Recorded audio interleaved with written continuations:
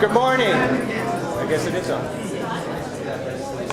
Thank you very much for coming. My name is Tim McGurthy. I'm the Executive Director of the Worcester Regional Research Bureau. We're pleased to be here to host a forum on master planning. The master plan, crafting a shared vision for the future of Worcester. For those who want to sit down, there are still seats up here by the front. You're welcome to sit up front. But thank you for coming. This is a great crowd. This is an important topic. It has been decades since Worcester last did a master plan. And I'd venture to guess probably none of us in the room were involved with that planning effort. And so our role here at the Research Bureau, we were founded in 1985 to help inform public policy making, inform local government. And so our goal here is to learn from the experts, those who have been doing master planning around the state, around the region. And we're pleased to have a great panel here led by Kathryn Madden, who is at Clark University. Before we get going, I just want to have a few folks come up and give you a quick welcome and introduction to the space. So I'll start with Deborah Packard of Preservation Worcester.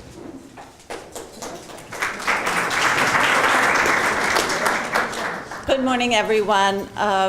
This room is actually, and building is actually a wonderful example of the positive power of historic preservation. And for those of you that are Worcester folks, I think you probably remember this building sat empty for about 25 years. I know John Spillane is going to talk a little bit about the building and the partnership we had with Spencer Bank, which is now Cornerstone Bank.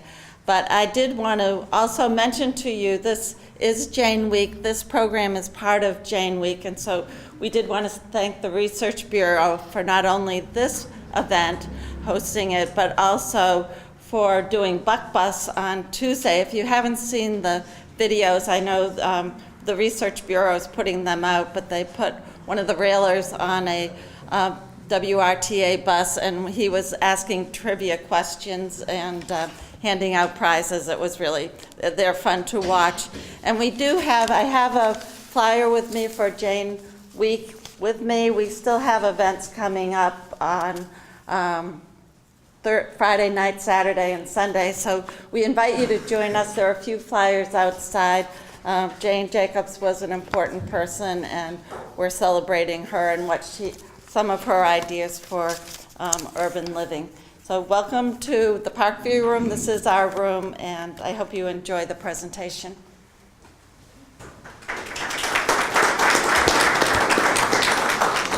Thanks very much, Deborah. Preservation Worcester was integral in getting this building redeveloped, not just this room created, but this building redeveloped.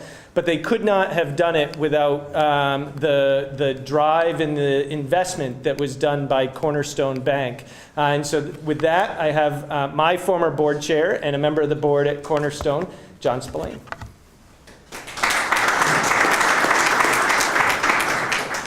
I'd just like to welcome everybody here this morning, and Mike Robbins, who is the president of Cornerstone Bank, was not able to be here, so he asked me as a director of the bank to say a few words and to welcome you. And it's a beautiful building. It occurred as a result of a collaborative effort which occurred with the City of Worcester, Preservation Worcester, and Spencer Bank.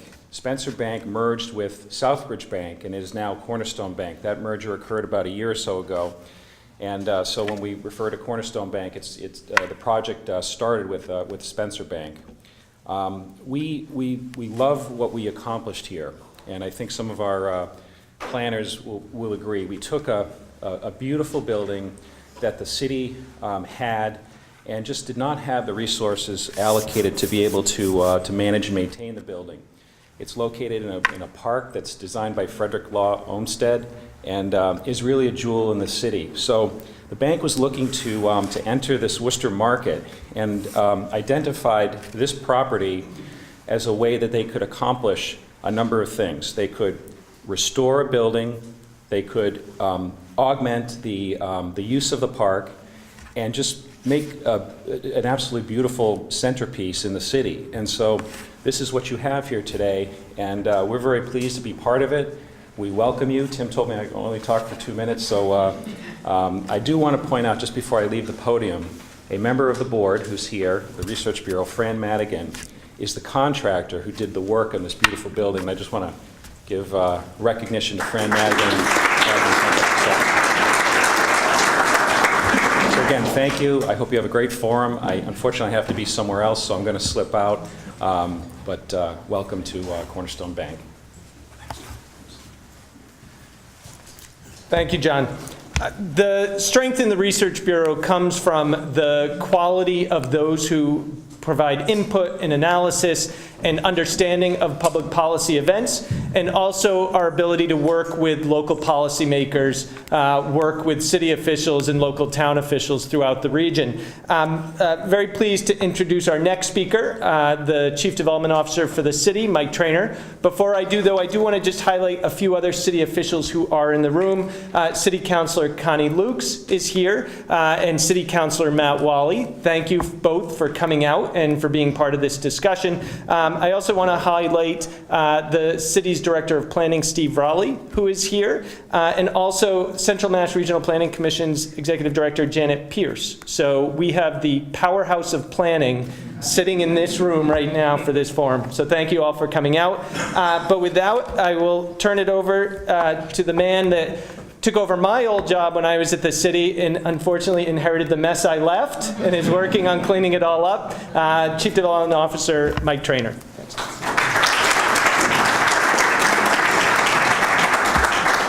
Thanks, Tim. Well, good morning, everyone, and welcome to Worcester. For those of you who are visiting us this morning, it's great to have you here.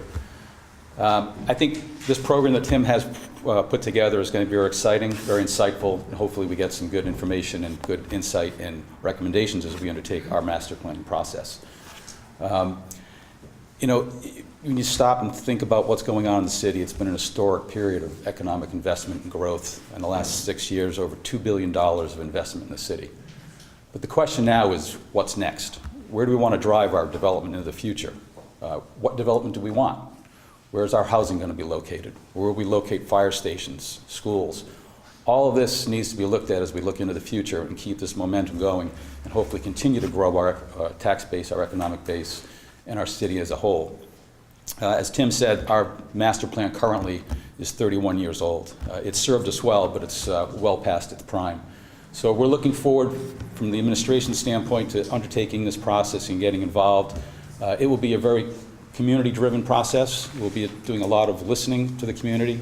There are a lot of ideas of what should be done, what we shouldn't do, and the only way you get a good product is to listen to everyone, give everyone a voice, and assimilate all those different ideas and put a plan together that will last, hopefully not have to go for another 31 years, but to have the staying power to do that as well. In terms of the development we've had, I stopped and thought about City Square was a result of a master planning process.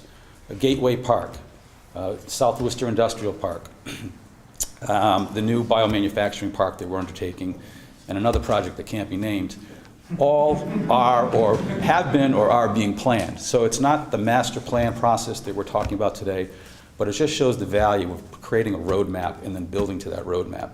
And that's what we intend to do as we undertake the citywide master plan process, build a new roadmap for our city so that we can drive our future and know what we want. So I appreciate being here. I wanted to say I was going to really look forward to hearing all the speakers today, but I've been called back to the City Hall for a meeting on that project that I can't name.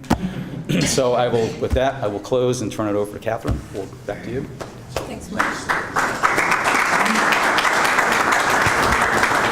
Hit it out of the ballpark, Mike.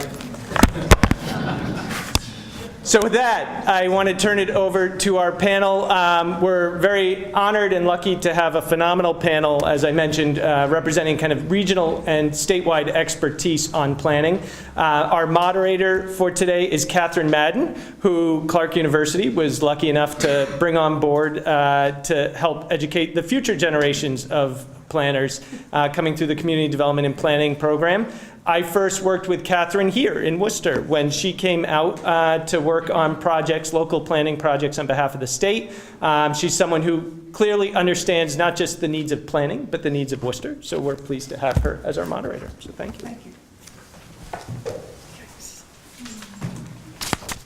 I need to, let's see.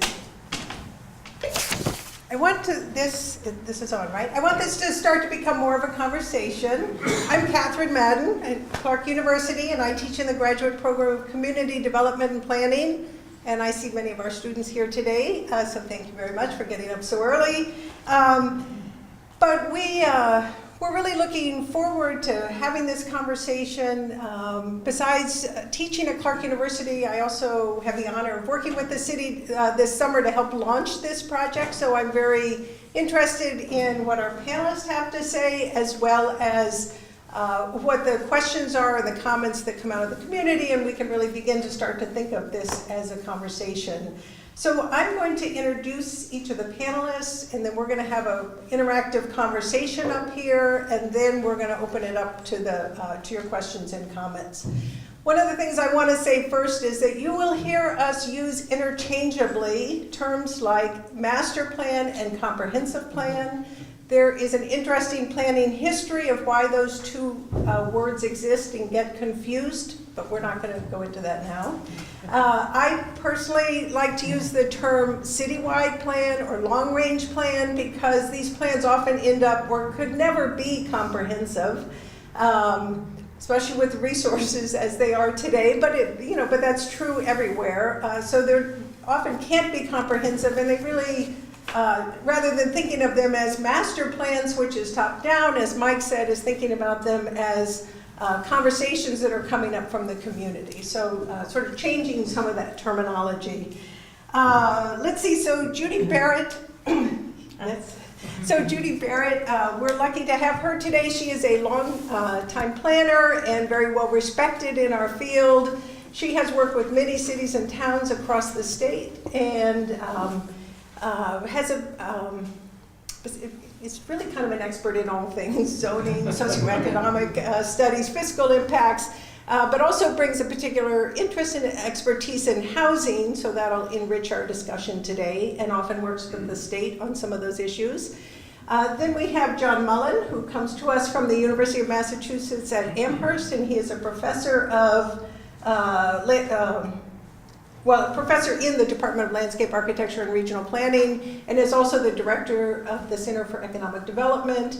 So John, besides practicing, but he also brings today really that deeper reflective perspective from doing research and writing about many of these planning issues, and also brings a particular interest in cities like Worcester that have had and still do have a manufacturing economy, and as well as many industrial properties that we need to think about what their future is. And then we have George Proakis, who is the Director of Planning at the City of Somerville, and George has had the hands-on experience of developing these plans from the city's perspective, and was part of developing, I think we should say, the renowned Summer Vision, because that was is actually a comprehensive plan that many cities, even Cambridge, look to as models, which is incredible.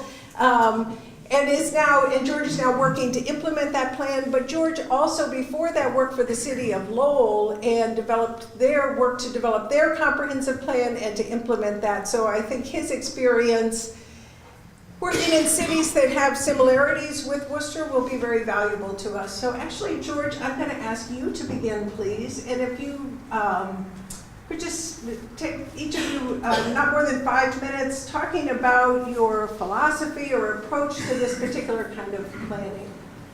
And I think you can use that. Sure. Right. Yeah. Maybe. Is this better? Maybe. Okay. There we go. All right. Good morning. It's good to be here. I think I'll just share the perspective from someone who's been doing this at the local government level for 15 years, and I think that hopefully there's something in this experience that's helpful as Worcester takes on this strategy. It's been very interesting to watch, having finished the plan in Somerville in 2012, as both Cambridge and Boston enacted on a long-range citywide planning process just after we did, and kind of how that's gone for them and some of the advantages and challenges of doing it. I think that just to kind of create a flavor of the strategy of the benefits of doing this and the advantages that can come out of it, I think I want to just share 3 very quick perspectives that I have had from now going through this process twice in 15 years in 2 different communities. In Lowell's case, the 2002 plan that we finished was the first they had done since 1972. In Somerville's case, the 2012 plan that we finished was the first we had done since any time we can find in the recorded history of Somerville. So, which is interesting that Massachusetts has something in their state law that says every community is supposed to do this, but nonetheless, without the teeth tied to that, there's no immediate incentive to do it other than the fact that it's a good idea. And I'll say that the first thing I would say is that the first great lesson I have learned of comprehensive planning is that there's never a good time to do it, but there's also never a bad time to do it. You're always in the middle of 10,000 other things. Like, there's projects that have already started, there's projects that haven't started. You have to divert a certain amount of local government resources, both money and people's time, to doing it. But the rewards are there if you spend the time doing it and understanding that, when we finished Summer Vision, there were certain neighborhood plans that had been done just before Summer Vision that don't quite match with it, and we've had to go back and kind of deal with that situation. And inevitably, that's okay. Like you've got to take the leap to do it at some point. And then you've got to be aware that keeping it up to date has been, inevitably there's some things there that the circumstances change to and after you do it, and that's okay. Like, you have to use it as the guide that it is. It's not going to be the most perfect, it's not the answer to every question. It's a guide for getting those questions answered. And I think that kind of brings to my second point. I think that the greatest advantage I have seen in both communities I've worked in finishing a comprehensive plan and getting it back on the community's radar after the conversation about comprehensive planning wasn't on the community's radar is the way that it changes and in many ways raises the level of debate about particular projects, whether it be what to do in a certain neighborhood or what to do with a certain building, or even somebody's home addition that's before the planning board for a permit on a given night. I find that it doesn't necessarily say, all right, well, here in our plan is the answer to the question of whether we should do X or Y. It's not always that straightforward. Sometimes it is, but not always.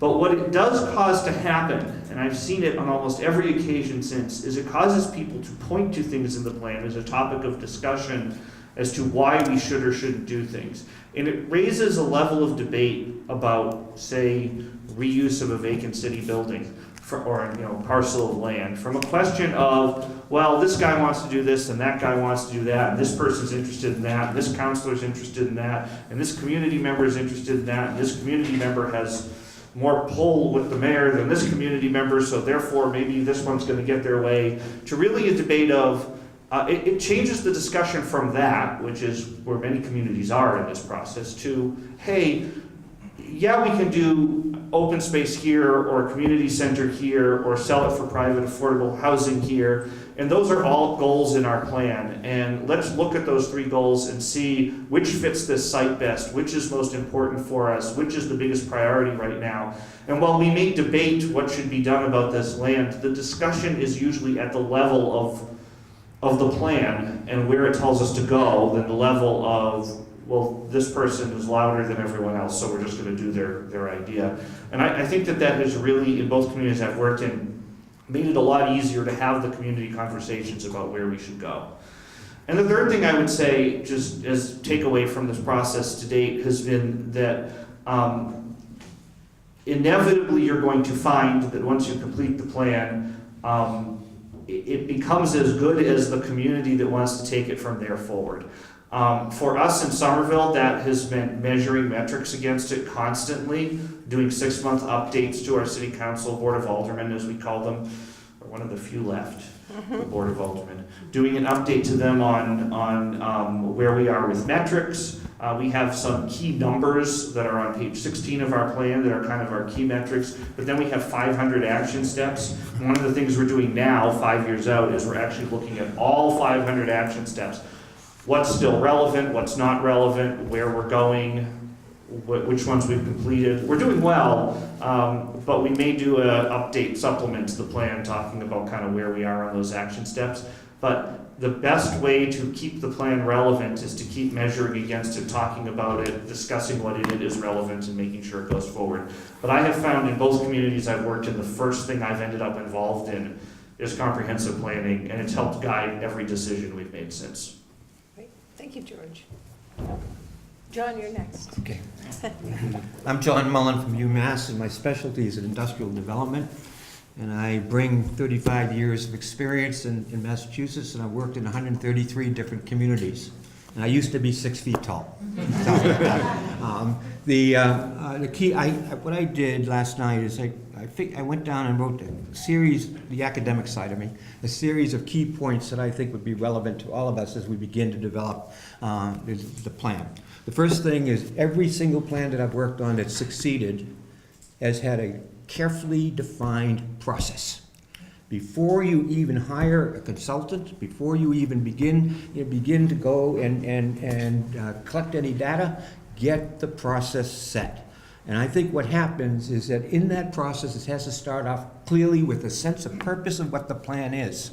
And so when you haven't done that, what you're going to get is a mosaic rather than a comprehensive plan. And I think that when the comprehensive plan, the citywide plan, has to focus on the city far more than the individual parts of its mosaic.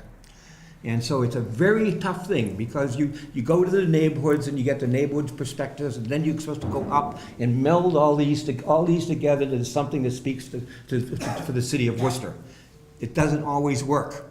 But I think what we all have to do is speak for Worcester rather than for the subcomponents from within.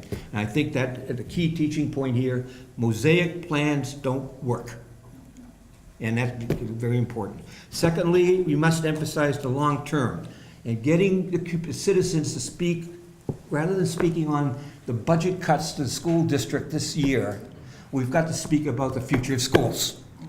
And one of the things, when I do my master plans, I fight like mad. Please don't get site specific. In the master plans, you'll say, we need to put a new school in the north end. Well, what happens to the south end? And the fact is, it's more important for you to identify that you need the schools. And then the follow-up will get into those discussions. I think the key element in all of this is how much citizen participation and what type of citizen participation. You've got to be inclusive.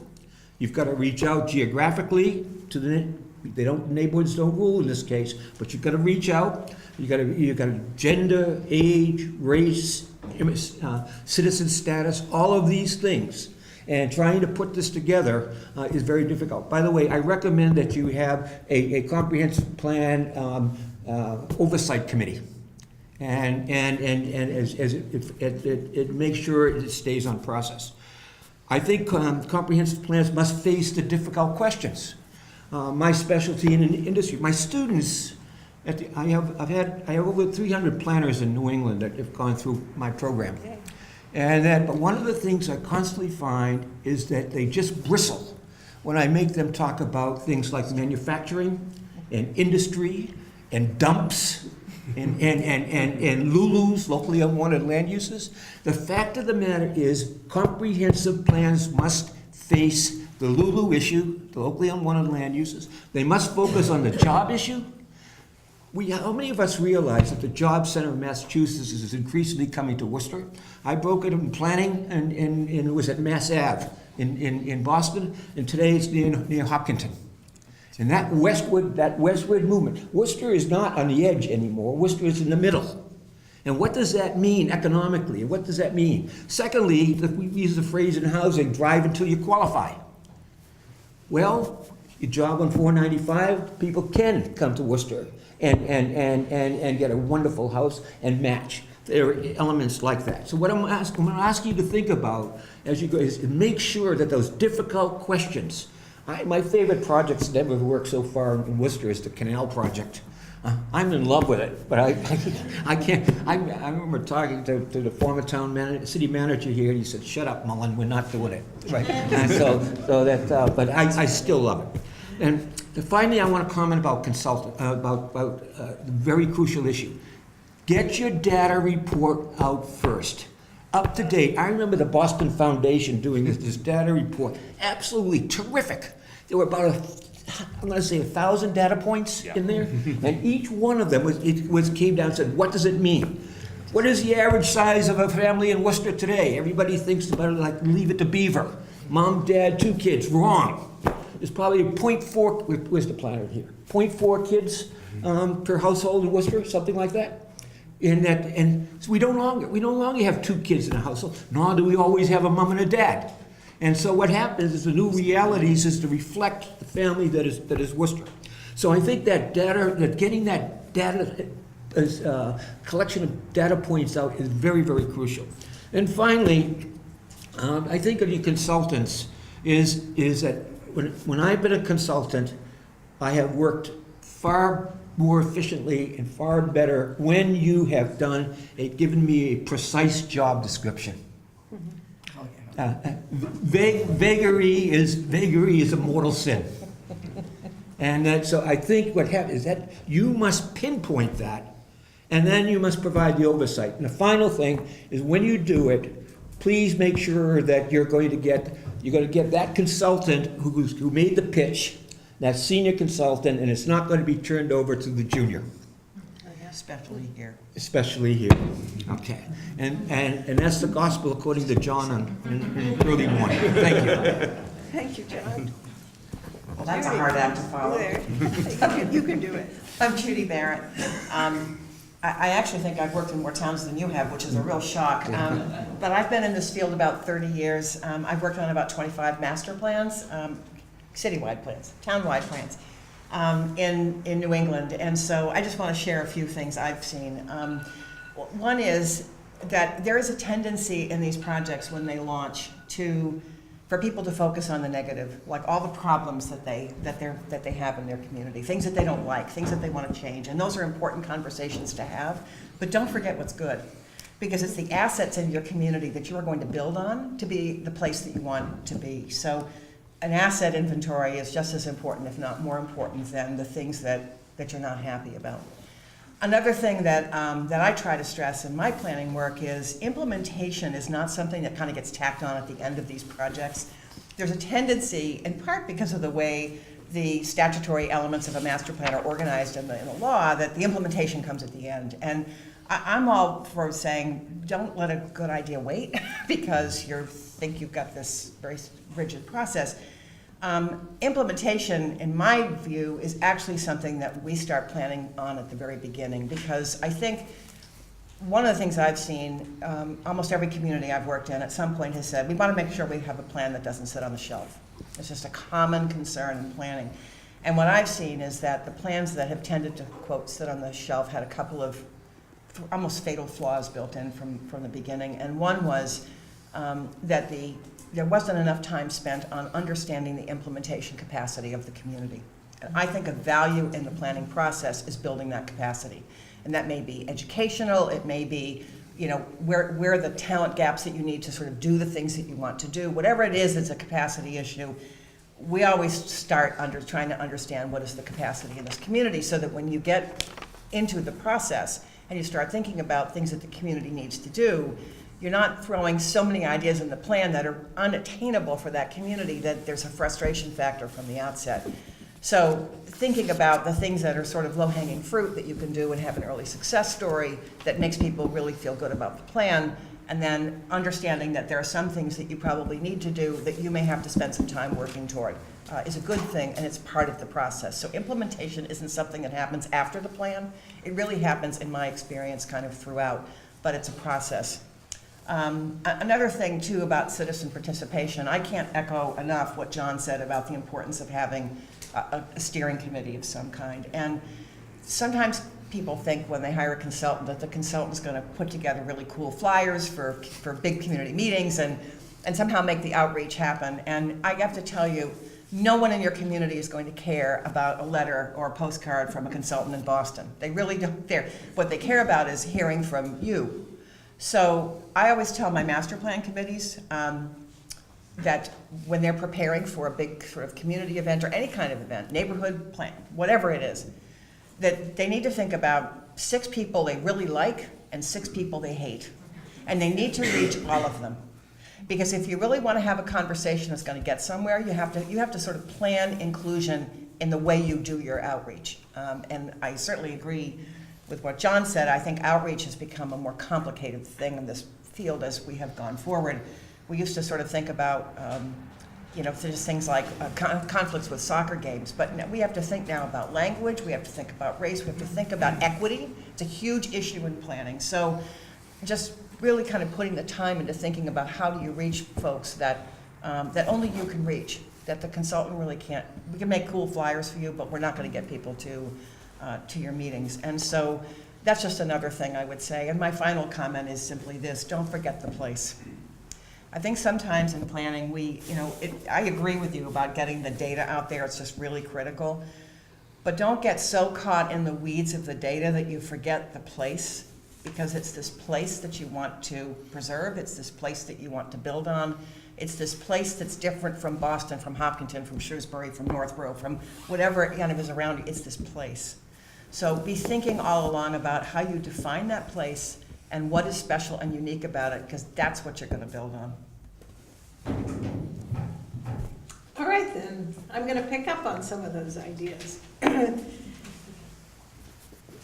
So planners work at different scales. We work at district and neighborhood scales. Some of us work at regional scales. And there's always trade-offs and whatever. There is no perfect scale to work at, and it's always very hard to draw boundaries of how much you're going to look at. So John mentioned, not to be too site-specific, but Judi mentioned don't forget the place. So one of the things about working citywide is, you are pretty high up. I mean, it's a little hard to remember the place because it's a big, and besides that, as you all know, Worcester is a big city, 181,000, but 37 square miles or something. It's a big land area as well as a lot of people. So I think that Worcester has kind of a unique challenge there. So what are some of the advantages of working at the citywide scale? Like, what are some of the things that you can only do at the citywide scale that you could never do at the neighborhood scale? John touched on some of those, and things that, the regional scale wouldn't work. So what are some of the things that work best at the citywide scale, and what are some of the trade-offs? Like, what do you give up by working at the citywide scale? George or Judi or I'll start. Yeah. I think that. You need this, and I need this. Yeah. I think that there's a substantial advantage in that it is easy to and it makes sense to pull together both data and kind of thoughts about a community at a citywide scale to start with, and that's why doing planning at a citywide scale makes a lot of sense. I will stress that before we did a plan, we did 4 big trends reports on citywide information, collecting all of the information we possibly could about where we're going and what we're doing as a city. Second of all, I think that a community really thinks about itself and operates in that sort of way, even though on a neighborhood basis they may think about their lives as simple as their street. I found that one of the most important reasons to work at a citywide scale is to remind people of the conversation as to why and how a whole city is all in it together. There were so many circumstances in the early era of my Lowell days where people would sometimes say, why should I care about downtown? I don't live there. That's not really where I am every day. Or why should I care about what happens on the other side of the Merrimack River? I just drive through there to get to work. But we were able to really have a conversation with people from across the city, with folks who are involved day to day, maybe only in their own neighborhoods, but look at kind of how a city, certainly an entity that operates as one tax collecting agency, as one organization from a perspective of voting, as one place, sort of lives and dies together. And to some extent lives and dies by the perception of its downtown first and perception of its community as a whole second. The other advantage we had, and we did this on a very kind of broad-based scale, is citywide you can have a conversation about how to grow and how not to grow without scaring people into worrying about growth showing up next door to them necessarily. And I think one of the things that happened when we were able to discuss summer vision at a citywide scale By the way, we followed Summer Vision with like 3 or 4, I think we're on our 5th now, neighborhood plan that is very local and is very place-based and very specific. But we did those in the neighborhood plans, not in the comprehensive plan. We did not try to take that on in the comprehensive plan. But what we did take on in the comprehensive plan was a broad-based statement that at the end of the day, we could create a plan that was both a plan for neighborhood conservation and a plan for growth at the same time. And do it without scaring people into saying, oh my goodness, you're talking about a plan for growth, you're gonna tear down the house next to me and build a factory or build a big industrial building or something. And that was done at the end of the day with a very simple map, a citywide map that said, generally citywide, and they're all like bubbles, they're not hard lines. There's areas to conserve, areas to enhance, and areas to transform in our city. And once we understood that on a citywide scale, we could then do neighborhood planning. We could say, this is an area to conserve. Do we need to focus on historic districts? Do we need to focus on changing zoning to make sure that some of the obstructive infill that's happening here doesn't happen? This is an area to transform. It's currently zoned for one-story buildings, but we're building a transit node next to it. How can this change substantially in the future, or should it, or where should it, and how should that all fit together? We can only do that by starting at the citywide scale. I think there are a couple of things that I want to build on, and one of them is there many projects that define the city are greater than the neighborhood. And I remember, I think it was about the year 2000, and Worcester had 7 great projects going on. Things like the 146 interchange, not a neighborhood thing.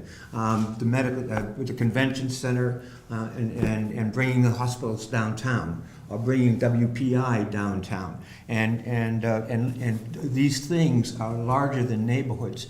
And if I came out and I know that if we sat down and said, what are these projects in Worcester that are greater than the neighborhoods, then I think that would begin to get there. Let me say one thing about this that came out of the Brookings Institute not long ago.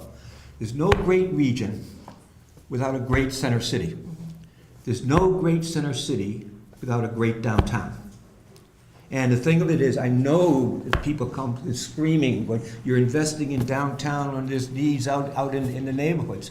But the fact of the matter is that, and Brookings research has proven this, that iconic value, that sense of place that Judi talked about is so important. And defining those things that make a city livable, not a neighborhood. Defining those things that make your city livable become quite important. One last point. I heard the joke about a stadium a few minutes ago, but is pride in place is important. Oh, yeah. Pride in place, and the symbols of community are important. And I think that the more we build on those things, and they're qualitative, but that in going forward with your plan, I think they're crucial. So I might take just a little different tack on this. Please. Kathryn mentioned I do a lot of work in housing, and that's true. I'd say probably half my life is affordable housing, and sometimes that involves Chapter 40B, the state low and moderate income housing law, and sometimes it does not. But I happen to be working on a town-wide housing plan right now for a very wealthy community just west of Boston. And so one of the things that we always look at from an equity perspective is kind of what is the sort of racial demographic makeup of this community, and how is it similar to or different from the larger region. And not surprisingly, there was quite a smaller percentage living in that community of African Americans. And so I had been in the community a lot taking pictures, and had been at different meetings, and I never saw a black person in any of these meetings, and I thought, I wonder what's going on here. So one night I just decided to take the city's demographics down to the census block group level. So I'm now getting pretty fine-grained, but I really kind of had to understand what was going on. And what turned out to be the case is that 60% of the black population in that community is in 2 places. They're both college campuses. So what I learned from that was that the black population is the student and faculty members in those colleges, and not really integrated in the community. So that then informed a bigger conversation at a town-wide level about what's the policy framework here that is contributing to this really a disparate impact in terms of access to housing and access to opportunity in the community. So I think it's iterative. That's just my experience. I think you kind of, you're doing a citywide plan, so you need to think citywide, but don't be afraid to kind of look at things that may be very sort of neighborhood or site specific that drive some differences you want to deal with. That's just my experience. So Worcester, so the question of, and I think one of the things in Worcester has been, it's been an evolving conversation from, you know, a big focus on downtown, and now what's next, you know, is maybe having a little bit more room to start to think about the whole city, and the question of thinking of different parts of the city, and can the east side and the west side really connect ever in Worcester? But your conversation, I mean, so let's talk about the citizen engagement, because part of the scale issue, in my experience, is once you get to the citywide scale, you can't really know everybody. If you're working in a neighborhood, you can kind of get to know everybody who's anybody, you know, and reach out to people, more underrepresented communities. But once you get to a citywide scale, it gets tougher, right? The logistics get tougher, and you talked about that a little bit, Judi. But I mean, even if we look at this room, is not the most, this is not a representation of Worcester's demographics in this room. Thank you. So the question is, how will we get everybody involved? How will we be able to reach, and not necessarily in public meetings, because that is not where, you know, where everything happens. You know, what are the ways that we're going to reach out and reach those underrepresented communities who find it hard to go to public meetings? What are the ways to get those diverse voices so that we can get to more, I mean, you've mentioned equity, all of you have mentioned equity, you know, how do we build that in from the get-go, and how do the logistics get in the way of that? How do we overcome those logistics of getting people involved and sustaining their interest over time? And I'll ask one more question for you all to think about, is who gets to pick the oversight committee? Oh, Lord. Who said this was easy? Who wants to Whoever go? wants to begin. I'll start again, but the first thing I say is, I mean, who picks your committee? I mean, this is, you know, in a couple of neighborhood, we did a committee in the comprehensive plan in Somerville. I highly advise you to do the committee. It helps a lot. That said, don't let the committee be the end-all, be-all voice of the process. I've had a couple of other places where I've tried to pick committees, and I haven't been able to pick committees because once we ask people who wants to be on a committee, and we ask citywide who wants to be on a committee, and we get 70 people who want to be on the committee, we decide we can't really choose, and we just invite all 70 of them to the committee, and then we end up with a huge committee, and it really isn't a committee anymore. It's just a community process. It's a mob. It's a mob. I think that in the end of the day, you know, the committee's important, but you can't rely completely on it. One of the things I did in the last couple of neighborhood planning efforts I did that has worked really well is I've done something that we called our crowdsourcing meeting, where I asked folks who, you know, all of the usual suspects in the community who are always at every meeting, I asked them to come out first. And then I asked them to look around the room and say, all right, who's not represented here? In terms of demographics, who's not represented, in terms of interests and questions and answers, who's not represented, and how do we find those people, and how do we either A, get them here, or B, sometimes the only way you can do it, go to them where they are and ask them to participate and ask them the questions they've got to ask. I've learned a lot from that because I sometimes myself as a planning director don't even know the answer to how to get to everybody, but we've taken it seriously and we've tried to grow the size and scope and demographics of the group that is participating in the process so we can hear concerns that come from a completely different perspective. And it just depends to some extent on exactly how insanely far you want to take it. I have run a community meeting in Union Square in 5 different languages at the same time. I wouldn't necessarily advise everyone to try it quite that way. You have to find someone who speaks each of the 5 languages and knows enough about planning to be able to interact with the community. But the community of immigrants from Nepal that exists in Union Square in Somerville greatly appreciated the work that we did. They then wrote on all our little papers, and we had to translate everything back in order to catch it. But it was a very helpful perspective. You know, maybe I didn't want to hear that the Brazilian community in Union Square really just wanted more parking. It was very frustrating to me because I'm always like, don't put more parking there. But nonetheless, it was helpful feedback to have, and it was consistent across that group when we brought them together. So, you know, a lot of them were business owners. There were a lot of Portuguese-speaking Brazilian business owners in that neighborhood, and they kind of coalesced and formed a group together when we put them together in a room, and all told us the biggest problem they had as business owners was parking. So, you know, and we weren't getting that from some of the English-speaking business owners right around them. So it was just, you have to go find people, and you can never stop going to find people to do community process. One of the points that came up here is that actually I've got 2 points on this. The first is that we have to be very careful that people, street people are very smart. Who, say that again? Street people. Oh. You know, people in the neighborhoods are very, very smart. And I have found many times that I go out there and they get together and they say, let's ask for what we know we can get. Oh, yeah. Let's ask for that which we can get, and we don't not dream. And the thing of it is that we do have to get beyond that. The other is talking about is the sense of borders within communities or regions. Not long ago, I had to run a series of citizen participation meetings on the possible closing of Portsmouth Navy Yard. And it involved Kittery, Maine, and it involved Portsmouth, and everyone was in this big room. And at the end, I ran this rousing meeting, and the purpose of the meeting was to get a combined committee together that's going to make sure that Portsmouth was protected. And how many are interested in getting this committee? And I raised my hand in anticipation of a universe, and this half of the room, no hands went up. All hands went up on this side.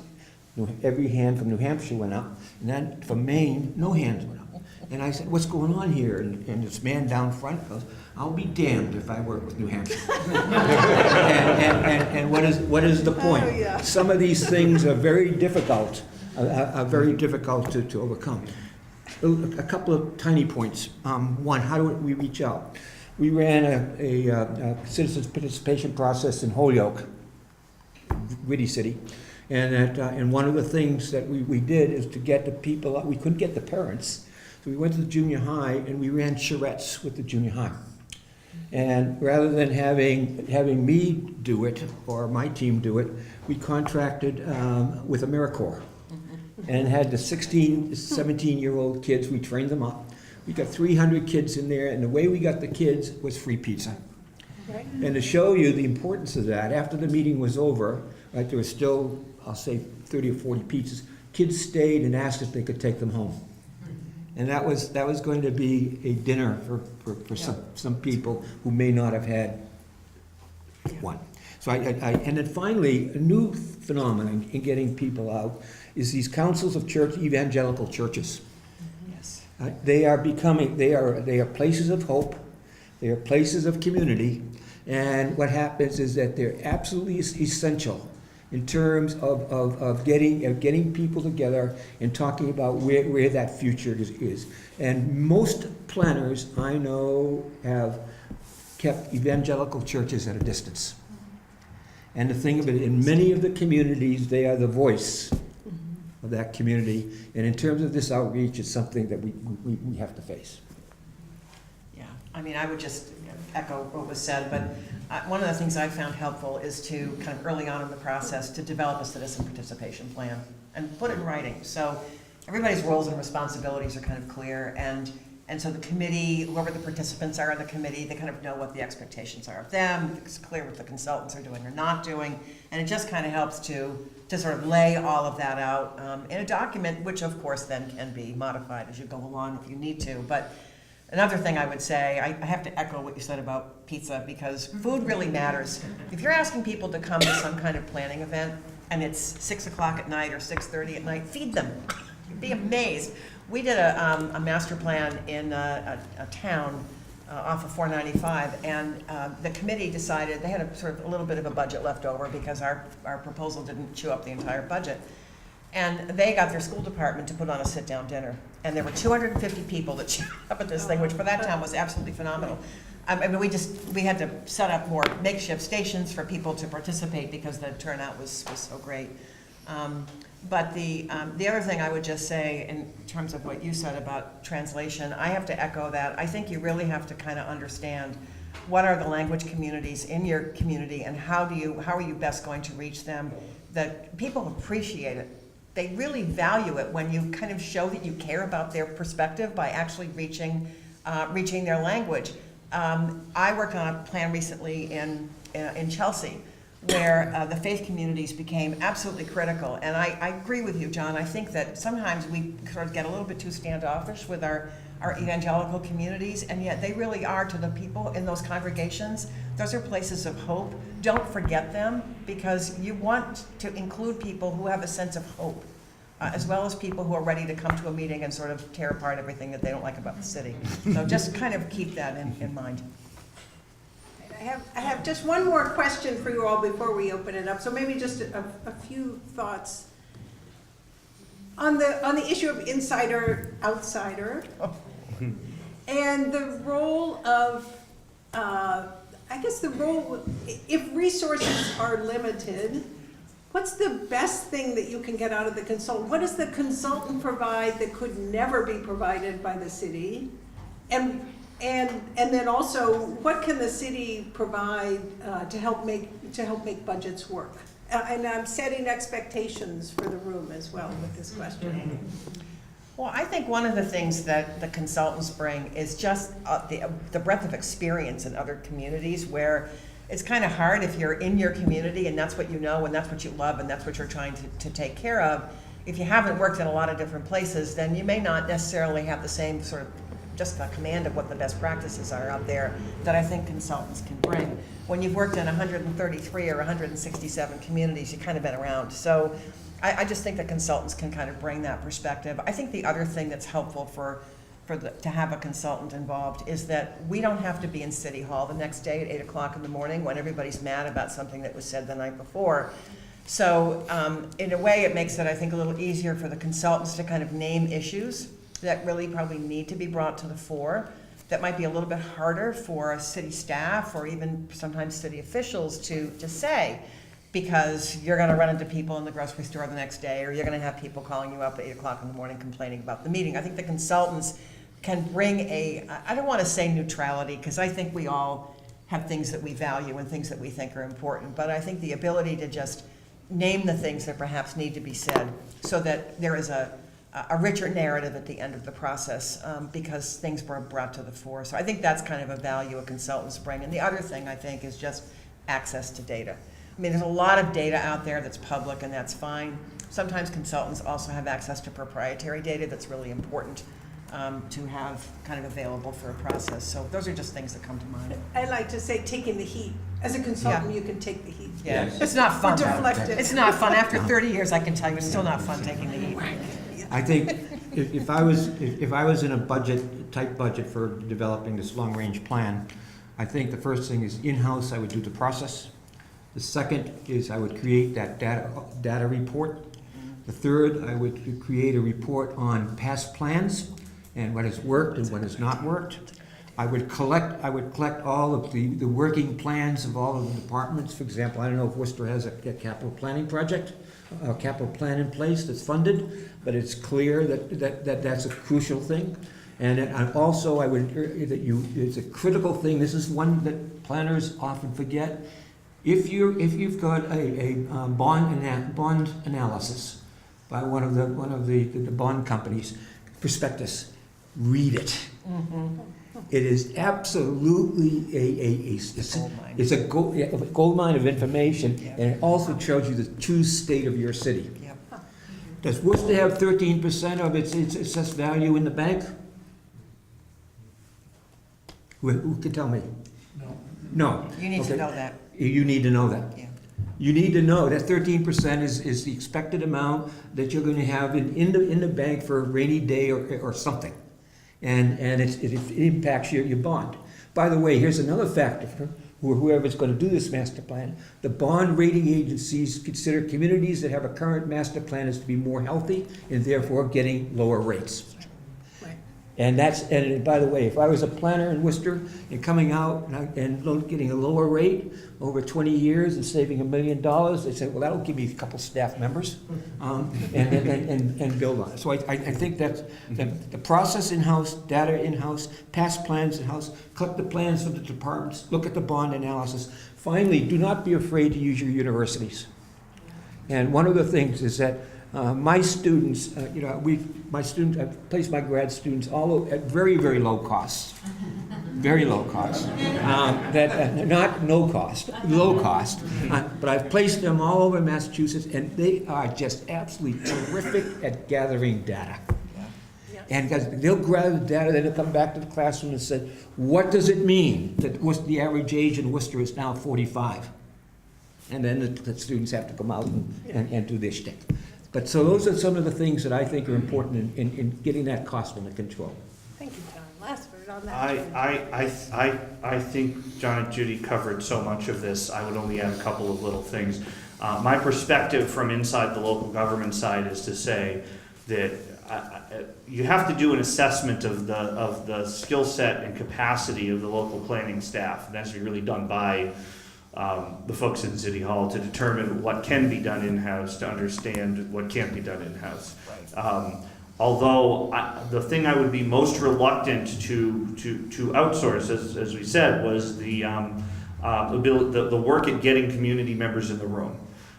The thing I would be most considering to outsource, unless you really have a skill set in-house, which some communities have more than others, is a lot of the work on pulling together the document and the graphical representation of stuff and the visualization of stuff can really be done well by somebody who's got some of that design side planning background that may or may not exist in a local staff, but it often exists in a consulting staff. The last thing I would say is that think for a minute outside the box if there's anything you're missing. One of the things we did in Lowell that was quite unconventional for a comprehensive plan is we spent consulting money, and this may not be in the budget, but if it's in the budget, it's an interesting thing to do, to hire someone who is an expert more in surveying than planning. We worked with them on a survey tool, and we did a random survey throughout the city, and we did and we actually had them do focus groups of random people, kind of mailed them letters and said, spend an hour with us and we'll give you $50, and they stuck them in a room and did a visualization survey, not with the folks who come out to meetings, but with a real random cross-section of people in the community. We got deeper into the minority community, we got deeper into the lower income community, we got feedback from people who normally we would never see at a meeting under those circumstances. And it was very valuable. One of the most amazing things we found out from our phone survey in Lowell was that not surprisingly, the top two priorities that worry people day to day in Lowell were schools and crime. And I think if you ranked any list of 500 or 50 or 20 things and you put schools and crime on the list, they would very likely be 1 and 2 in the concerns of people in a community. Third on the list was neighborhood character, which we found really interesting when we started talking about design as a strategy to address some of our concerns, and we were able to point back to the survey data for the way to focus that conversation. So you never know what you're going to find out by doing that if the funding's available to dive into it. Great. Let's see.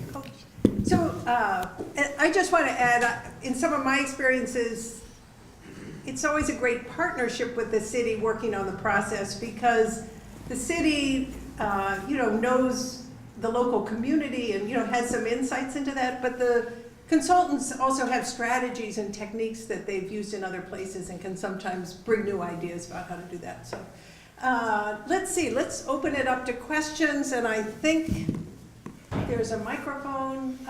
Questions, what's on your mind? Yeah. And please introduce yourself. My name is Matt Wally. Thank you for being here. How do you prevent the plan from being diluted with too many goals and objectives, where there might be 4 critical objectives throughout the city, but because of whatever reason, there becomes 30 goals and objectives? So how do you prevent that from happening? Oh, I think you all get to use this one. I'm not sure how that's going to work. Start back. Go ahead, Judi. No, you Okay, all right. I'll think about it. That's a good question. I remember the difference between Jimmy Carter and Ronald Reagan. when it came to setting goals and objectives, that Jimmy Carter had Jimmy who? reams and reams and reams of these objectives, and to simplify, didn't get very far. And Ronald Reagan had 5 key objectives and pounded them into the pavement. And I think that there's some place in there, there's part of this lesson of creating that plan, it maybe is in the grouping of them and keeping, remember the difference between goals and objectives, right? Goals are general, objectives are measurable. The goal is to get a touchdown, the objective is to get 10 yards at 10 times, measurable. And so what happens is that the ability for you to do that is crucial, and not to get, as we heard earlier, don't get in the weeds. Yeah, I also think too that goal-setting process is informed and can be winnowed fairly well if people think about trade-offs. And, you know, if you go in this direction, what are you getting and what are you potentially giving up? And sometimes that helps, I think, to sort of bring the list into some kind of sane arrangement as well. Do you want to add anything? Well, okay, so let's take it, the honest perspective from the guy who's got a plan with 500 policy steps on it. I want to add something. If you don't want that to happen, step 1, I would say, is don't let your committee write the plan. Because once they do, every single one of them will want to get their own idea in, which is why we have 500 steps in ours.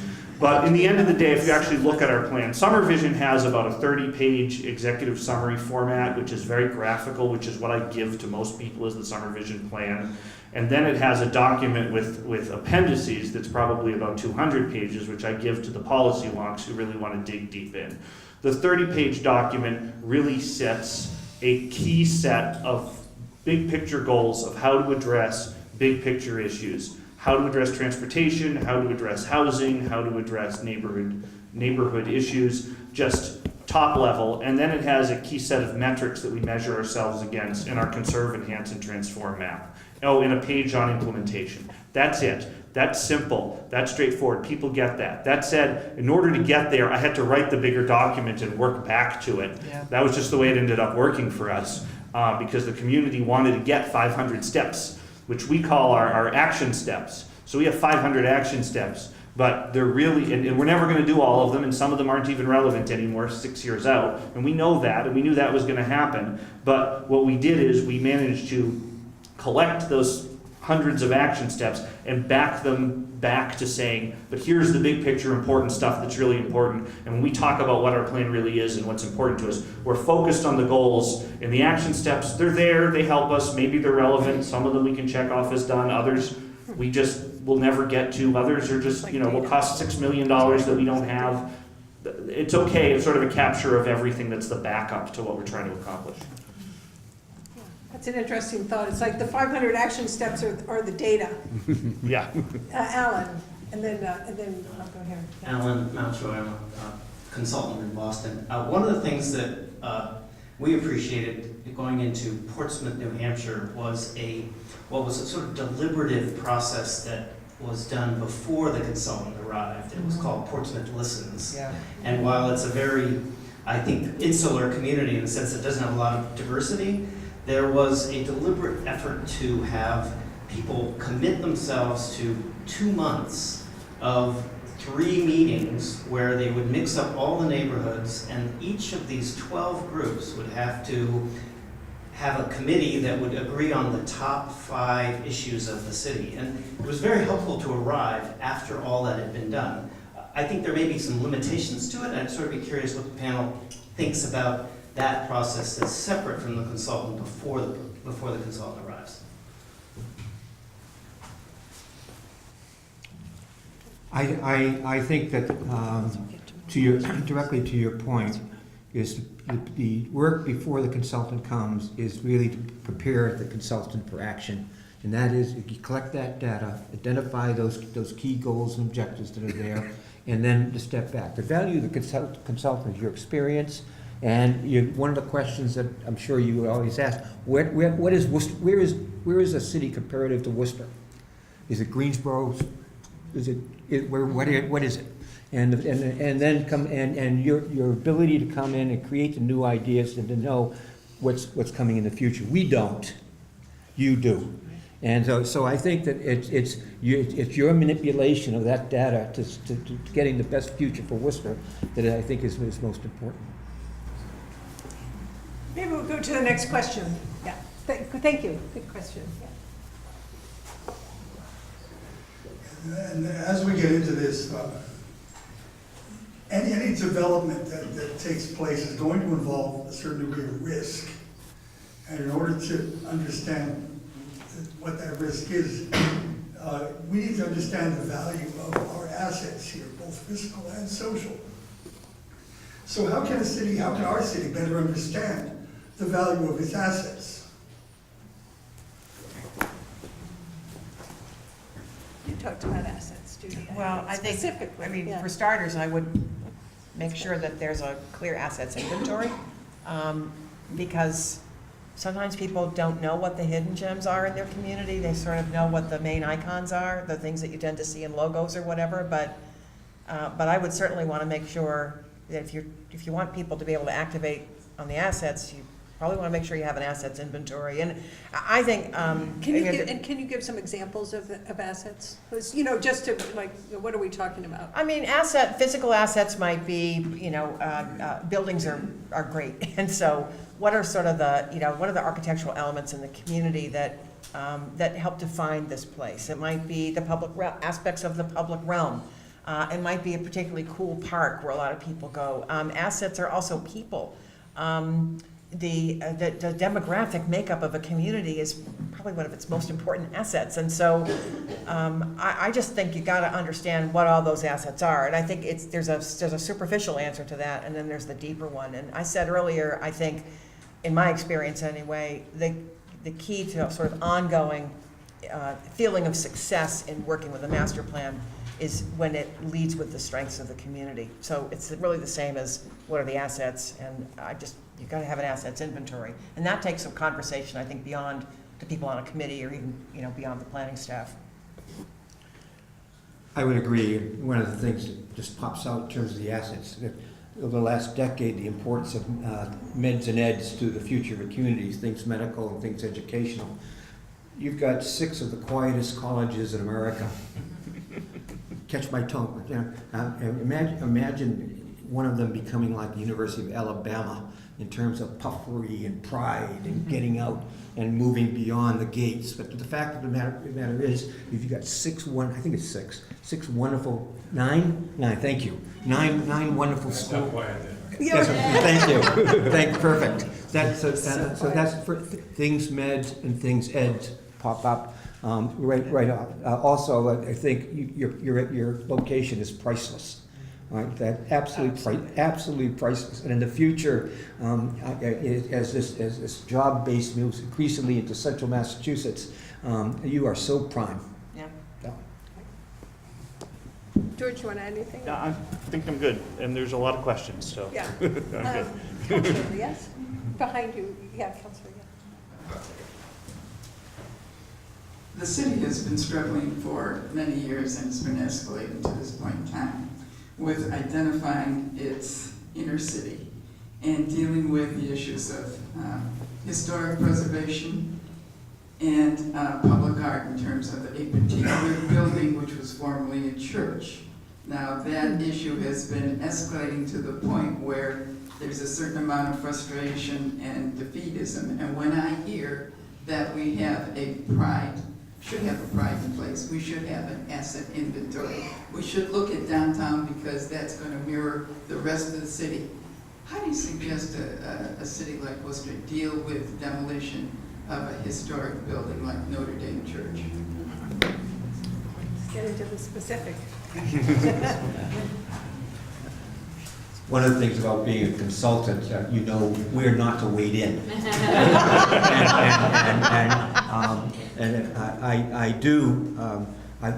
It's a wonderful question, but I want to turn it back into a comprehensive plan. The Catholic Church is closing churches. I did a study for the closing of Catholic churches in the Springfield Diocese.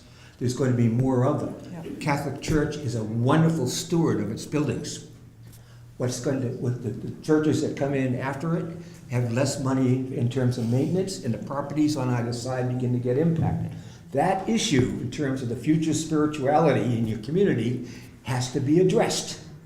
And historic preservation is part of it.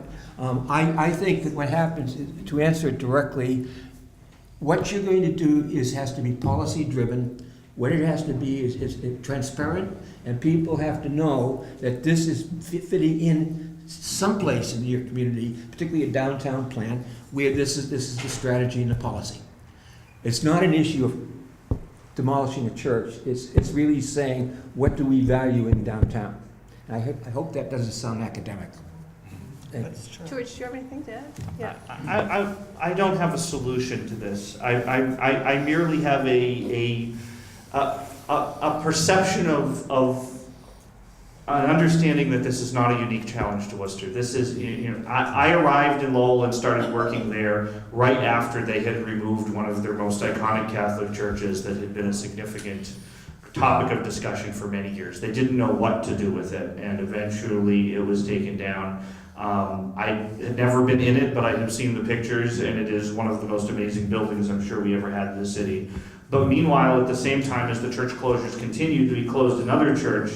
A couple of very enterprising city councilors who had ties to that church managed to have it declared, be placed in a historic district right at the moment in time when the Catholic diocese was looking to sell it, which essentially ensured it won't be demolished. But in the course of the last 15 years, I'm not sure it has necessarily answered the question of what its future should be. So I can't necessarily say on a specific issue like that there's an easy answer, or that I would have an easy answer, except to say that I do understand they are amongst some of the most challenging buildings to find a future for. And in fact, on every one of the church campuses that I have worked with that is closed down, repurposing, reusing all of the other structures, Right. the rectory buildings, the church hall buildings, the convent buildings, the church school buildings, even the parking lots, has been easier to figure out what to do with than what to do with the church structure itself. But I do hope that in the course of doing comprehensive planning and looking big picture at assets and looking at the future, I don't know what it will do for the specific issue that's coming to head right now, but in the long term, spelling out and finding some of the opportunities and where the community can go and what it can do in those circumstances is certainly something that's valuable to have that discussion. Should there be some sort of more formal demolition review process? It's not going to solve all the world's issues. We have a 9-month demo review in Somerville. It's great for having conversations. It doesn't save buildings, but it certainly escalates the conversation about what should be done. There are policy tools you can talk about. It is one of the most perplexing problems to try to address, though. So actually, I think it's a good example. We are out of time. I think probably the speakers and I will be up here in case you have more questions. And we should consider this just the beginning of the conversation. But I think this question really raises up something that George had said earlier, that the citywide plan isn't going to be able to deal with those site-specific issues, but hopefully it will set a conversation about what are the assets in the community, what are the policies, what are the realities, the fiscal realities, all the data that looks at, and the question of who are we as a community, so that you can start to engage, you can ask questions subsequently about site-specific projects, having that information about goals and the larger sort of objectives of the community. So I think we're out of time. Yeah, thank you very much. Please join me in thanking our panel.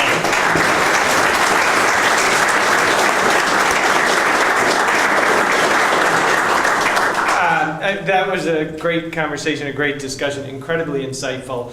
Last year we did a panel on urban design, which was so inspiring. We did a second. We may have to do this with urban planning and master planning as well. It's a great topic, and one that clearly is of critical importance to Worcester and its future. I want to thank Kathryn and our panelists for getting up early, coming all the way out to Worcester, and contributing. There's a lot of food for thought there. I want to thank Commerce Bank and Polar Beverages, who are our sponsors. The Research Bureau does its work. We hold these events free of charge and open to the public. We release our reports, all thanks to our sponsors. And so I want to kind of highlight the contributions they make to the community. I want to thank Preservation Worcester. Deborah, where are you? There she is, for hosting us in this space. This is a phenomenal space, and it shows you what, when you highlight your assets and focus on them, you can accomplish. And I want to thank Cornerstone Bank for its investment in the community and its commitment. And I also want to thank the folks who are organizing Jane Week. This is driven in part by that call to celebrate the life of Jane Jacobs, the focus on urban planning and development. And I really do want to highlight Joyce Mandel, who is here, who